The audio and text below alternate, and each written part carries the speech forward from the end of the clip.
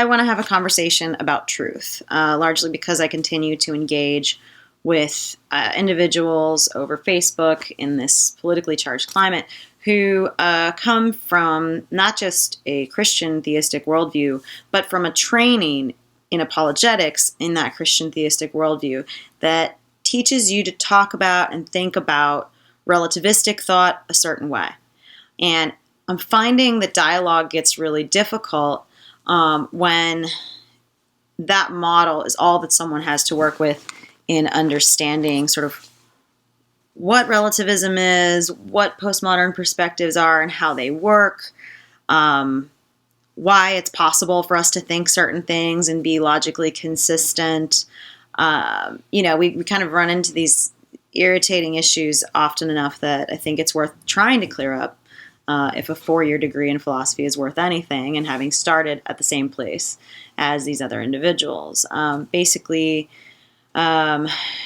who was educated at Stonebridge in a span of years got introduced to the term epistemology. We were told that one could have a rational epistemology that comes through reason.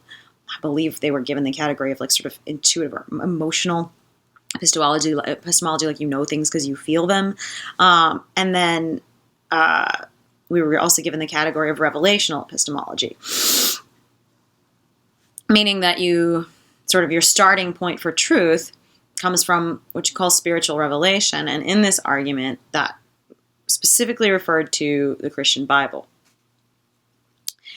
First of all, I want to applaud this model for its elegance, because it is correct in the assessment that if you want to have absolute truth, that is, truth that you can know is correct and true in each and every case, you almost have to call on something external to the human world, because all we have in the natural world that we can observe with our faculties is our perception and one another. So fundamentally, I almost don't think that we even disagree, but I do think that you need to gain some clarity on how things work inside the box. I don't know if you guys remember this little drawing from Dr. Curtis's work. But absolute truth is an external system that we sort of use as a standard to evaluate either the moral value of something, that it's right and wrong, or the truth and falsehood of something. And you get this external standard that acts on those of us inside the box, and, sort of God is this sort of external, immutable thing. So this is like a point of reference for everything that goes on in here, in subjective human world. And what I want to say about that, is like, look, I get it. It's great. It's awesome to have answers handed to you from the sky. Fantastic. But it's no more of a solution to a logical problem than anything else is.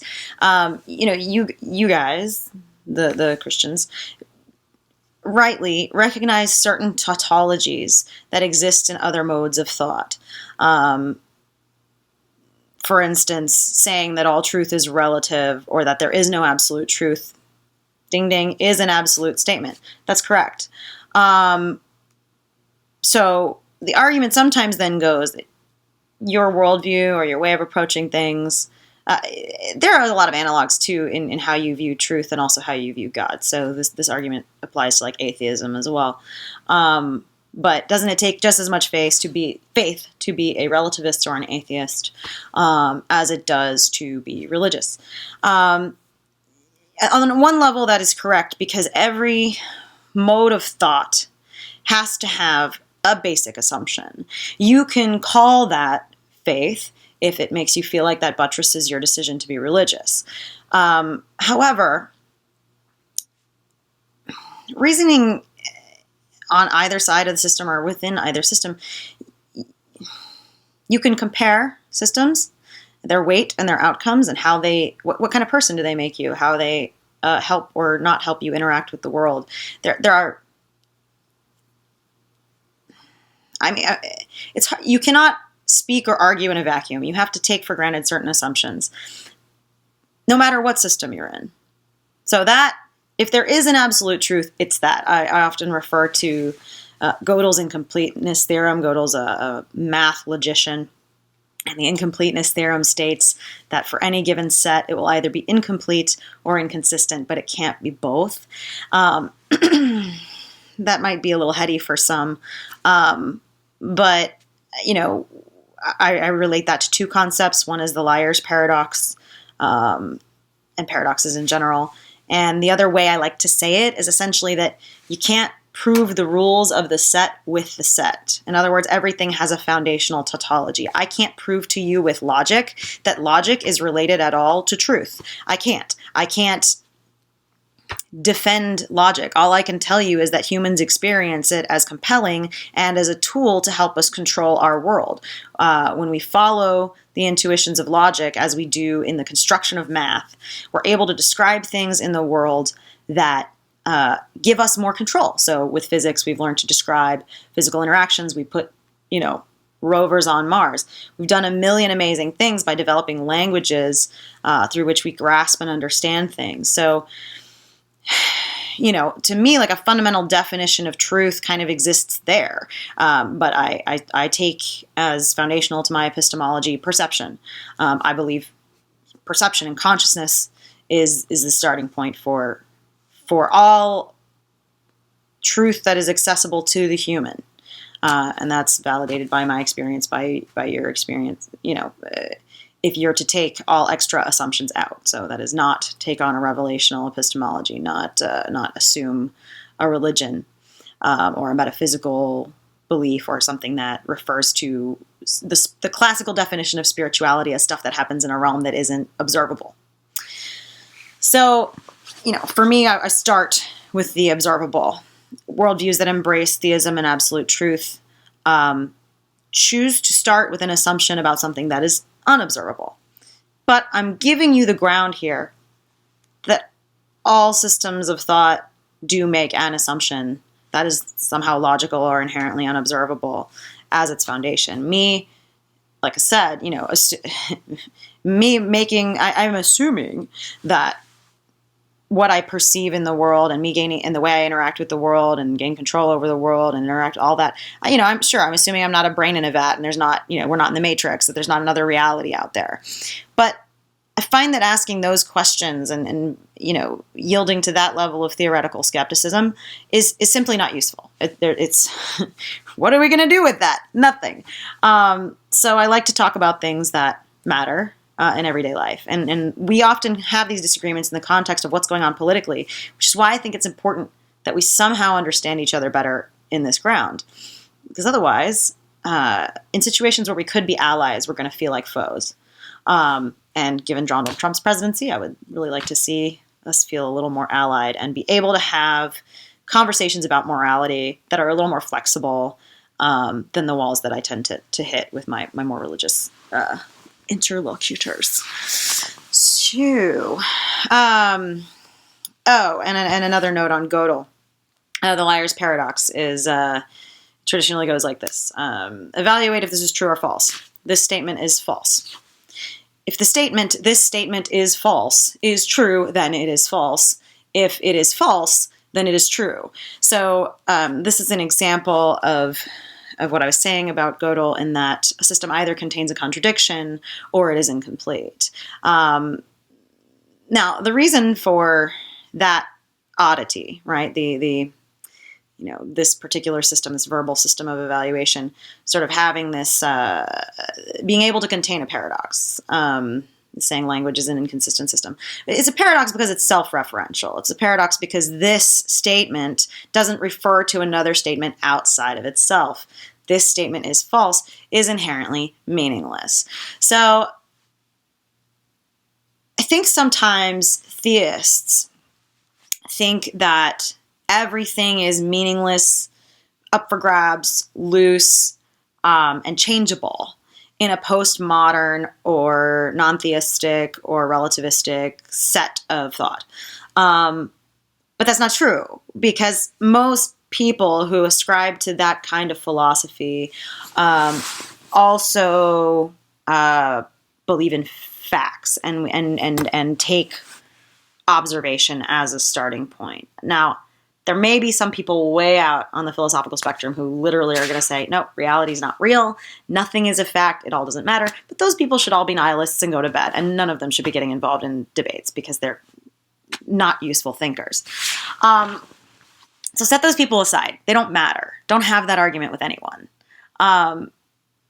But most people who don't believe in absolute truth because we don't believe in a revelational epistemology, we don't believe there's a God or some source that enables us to zoom out and look at what's going on in human experience from an objective standpoint. Like, we just know that we're here and we're in it. And there's a bunch of other us's here and they're in it. And we can talk to each other. And so we can all kind of add up our perceptions and kind of get an idea of what's going on that we're all looking at.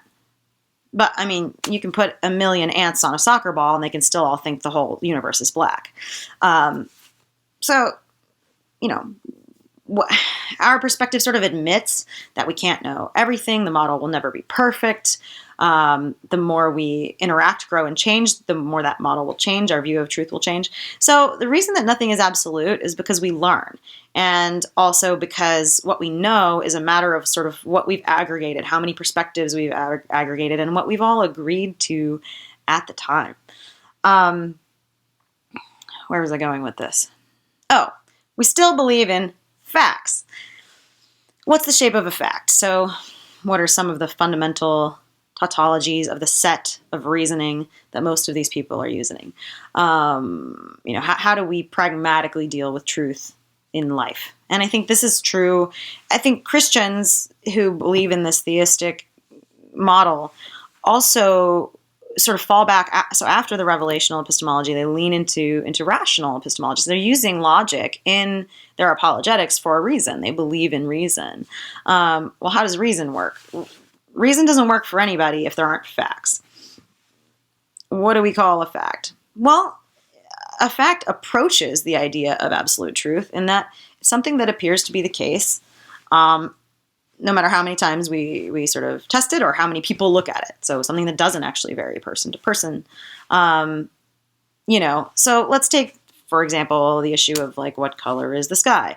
Well, the sky, everyone who looks at it, I shouldn't say everyone, but in most people's experience, the majority of people, we were able to establish language because the majority of people were able to identify consistency in the visual appearance of what turned out to be frequencies of light. We were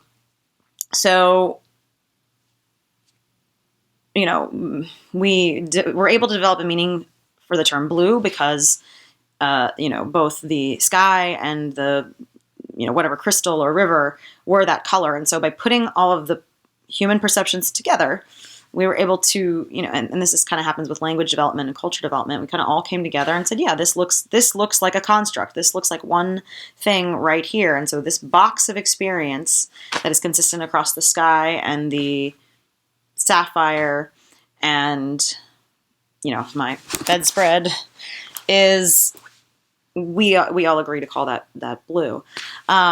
You can argue that it's arbitrary, but it's not going to change randomly. It's not like you're suddenly going to, look at the grass and it's going to look blue. Now everyone could agree to call it blue and it would look that way. It's that sort of classic paradox of, how does the world look to colorblind people and how do they know what to call things and that kind of thing. All right, I'm getting really rambly and really off track. Let's bring this home. I guess what I'm saying is that whether you're a theist or not, you accept language, you accept lots of elements of your thought that are constructed in the very same way that you're sort of looking at us going like, how can you have moral truth? Well, I can have moral reasoning the same way that I can know that the sky is blue or say that the sky is blue or talk about the fact that the sky is blue. But as I mentioned in the beginning, what I do is I recognize with humility that the goal is something that we decided. Whereas in a theistic ideology, the moral goal and all of the right and wrongs that are supposed to get you there were decided by something external to you. Now, I would argue that men made your religion and that they wrote it. And so that was also a culture and social construction. But I know you don't believe that. I know that speaking directly to that group of people, I know you believe that God on high communicated his desires in this very specific way. Again, I think that is it's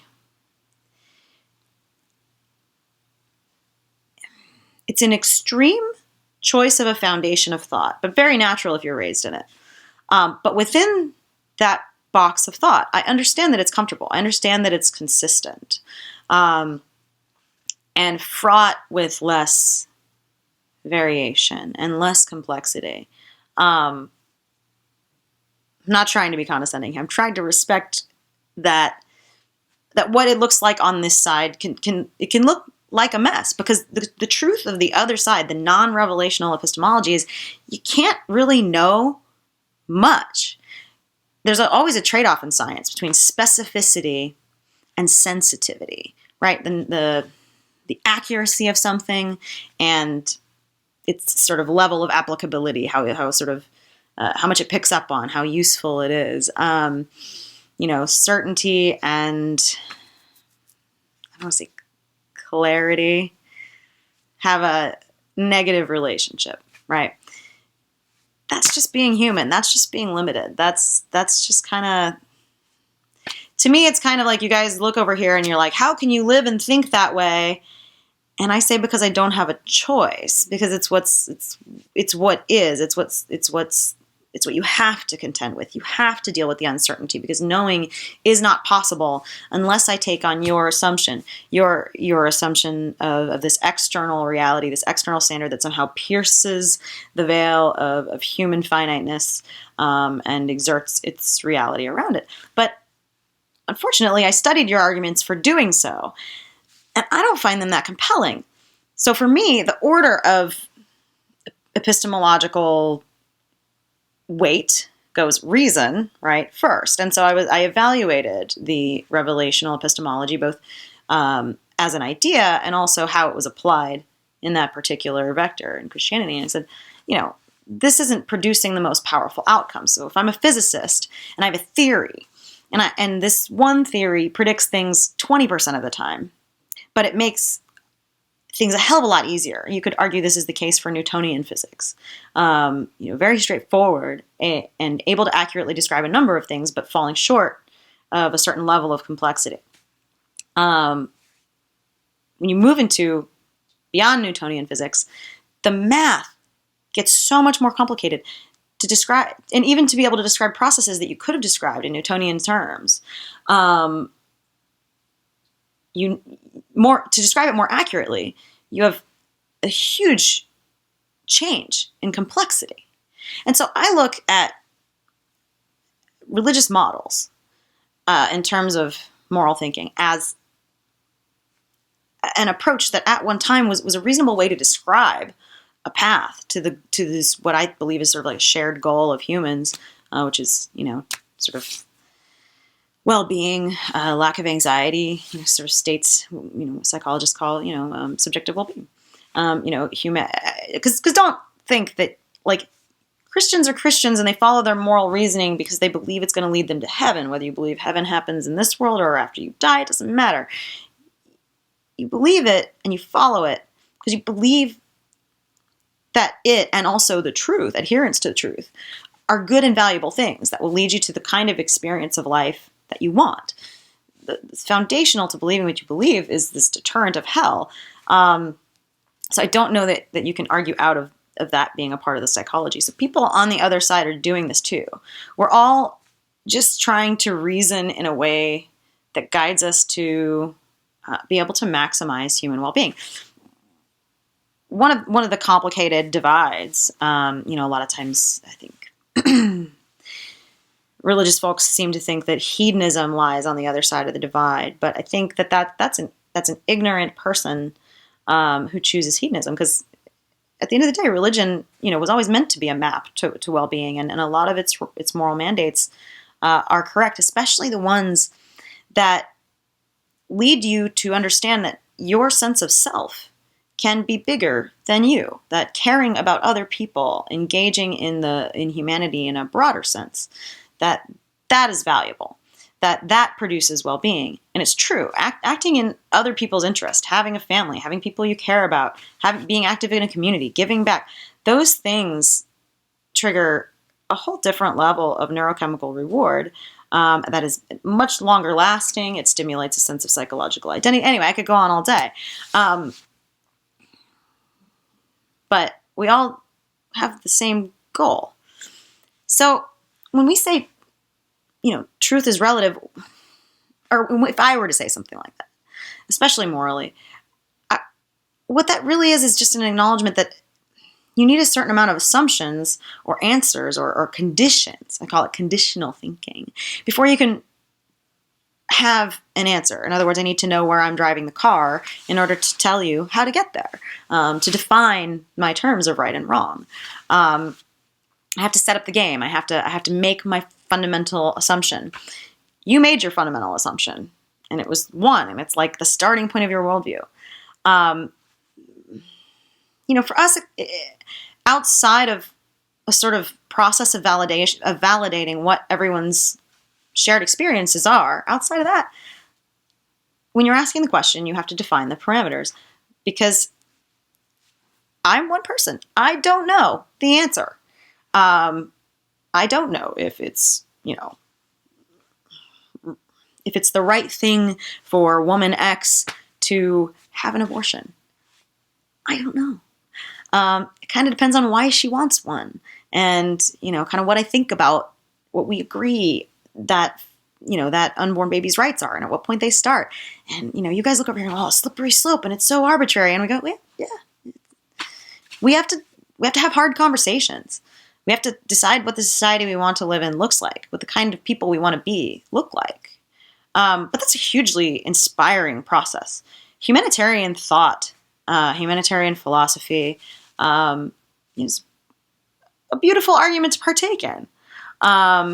If we could have it instead of fighting over it.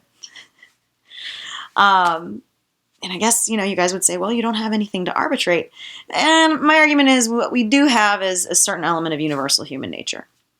And this is why social sciences is a thing. This is why, that's why we study psychology. It's why therapists work. It's why religions work. It's why yoga works. Because we have a nature. And you're right, our nature is finite. And it would be nice if there was something of infinite nature that would just reach in and clear this all up for us. It would be great. But there's also something incredibly inspiring and beautiful and engaging about the process of being motivated to reach out to as many other people as you possibly can in order to have the biggest view that you possibly can of whatever it is that we're all looking at. And also to engage other people in the decisions of what does the society we want to look like? What kind of species do you want to be? What Game of Thrones family is humanity? How global can we get? Can we eradicate poverty? Can we, help other nations develop? Can every person have a good quality of life? Can we as a species extinguish the self-serving impulse?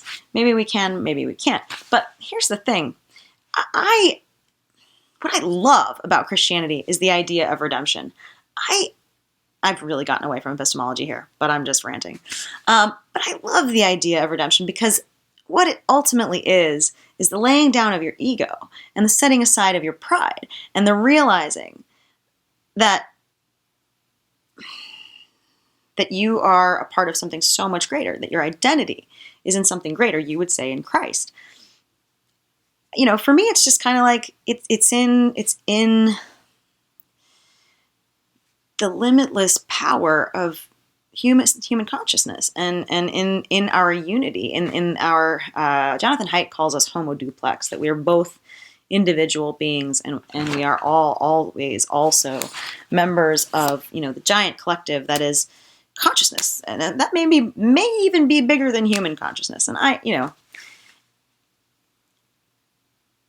I'm talking in a manner that I can't give you an empirical and logically positivistic argument for, But it is a shared experience among humans that we are social beings and that we are connected.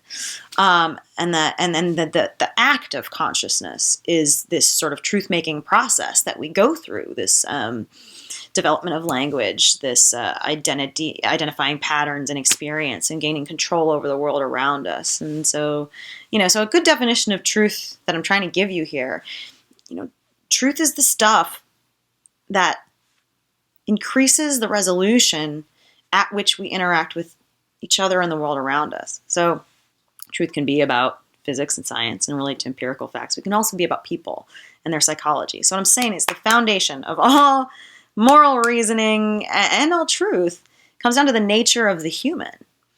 And I think my personal opinion, where I've come with my thoughts on spirituality, is that we ourselves are both these finite beings, but we are also part of something that is either much larger or infinite.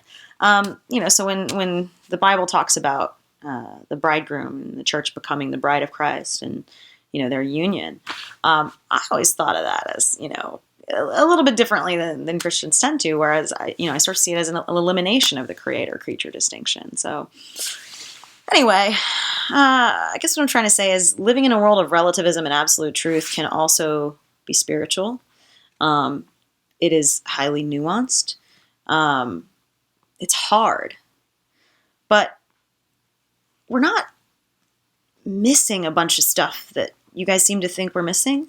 We don't not have the language for certain things. We don't not have an ability to navigate problems unless someone's just an idiot.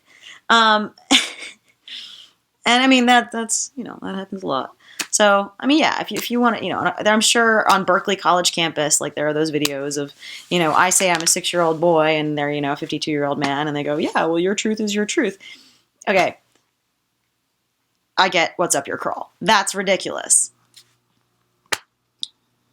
But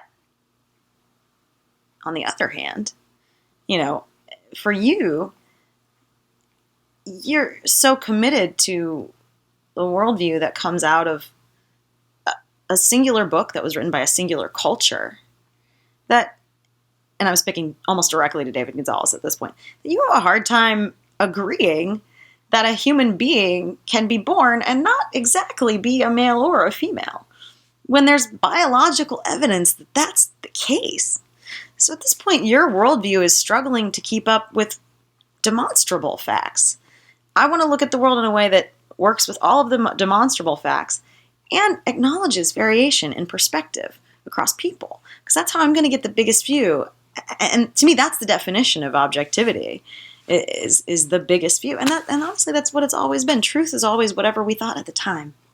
And the current scientific paradigm is exactly that. It's that which reflects the largest body of observation that we've been able to collect and test up to this point. Science can be wrong. Yes, we no longer believe the world is flat. Yes, it can be wrong because it's a human endeavor and because we learn. I think there's a lot to learn in religion and spirituality. I really do. I think Christianity taught me how to grow as a person. And that's been the single most useful skill I've ever been given. I do not judge you for your faith. I don't. I probably appreciate it more at this point in my life than I ever have. But you have to stop belittling the intellectual aptitude or the validity of the thinking that goes on in postmodern, relativistic, non-theistic society, because we all live in the same country and we have to get along. And if you're constantly using your worldview to shield yourself from genuinely engaging with or being able to give ground or participate in the discussion of what we're all going to agree is the future of humanity, unless you can convert a lot of people, I think you guys are going to get literally left behind culturally. And I think that would be a shame, because there are values and modes of thought that would probably get lost for a time, if not forever, if the modes of thought from the Christian religion were to just disappear out of the dialogue completely tomorrow. There are difficult problems, and it's not easy to access. Every people who have non-theistic worldviews don't naturally come to the conclusion that they should care about other people. Dude, we still need you. But there's a lot of intellectual firepower over there, and I don't think it's that hard for you guys to understand the language and the values that your average liberal with a liberal arts degree, who's got a non-absolute, non-theistic perspective, I don't think it's that hard for us to agree on some terms and a goal and get there. I'm an idealist. Anyway, it's been a half an hour. I know I was all over the place. I didn't cover half the things I really wanted to, but maybe, just maybe, this will help us have more facile exchange, or wrong word, more productive exchanges, or maybe I should just stop reacting when you question that hyperbolic extreme of postmodern thought. I just want you to know there's a huge variation in the way people think outside of religion, outside of Western religion, outside of the apologetics that you were taught at so much school. Like, huge amount of variation. And it's a fun game. So let's play.